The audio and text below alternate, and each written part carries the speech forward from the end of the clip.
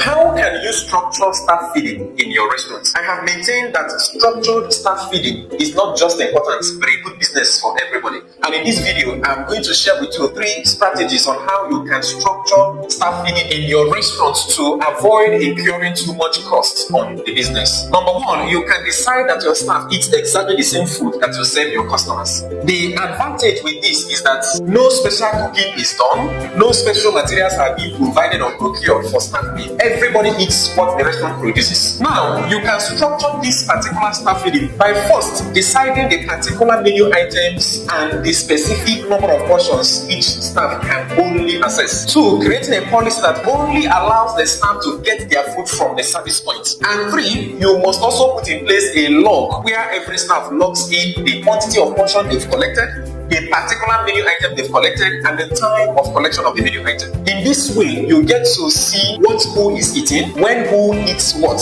and be able to give proper account of what the staff consumes at the end of the month. For the second strategy, you can decide to create staff meal schedule that is entirely different from what the restaurant produces. This strategy will obviously require stocking raw materials to cater for staff meals, and of course, following up on the chefs and cooks to ensure that the staff meals are produced at the appropriate time. The third strategy is that you can decide to give the staff certain amount for their feeding at the end of every month and allow them to decide amongst themselves what they want to eat and how they choose to go about it. You can determine the amount by calculating how much the restaurant is willing to spend on each staff and multiplying that by the number of staff you have at the time and the number of days they work in a month. And sometimes after doing this calculation, you may discover that the amount of money in question may be too large for them to consume in a space of 1 month, and you will end up spending just a percentage of that. While this strategy may save you a lot of stress with regards to procurement of materials for staff meal and monitoring the entire process, it is important you also know that this will work best for restaurants with smaller teams.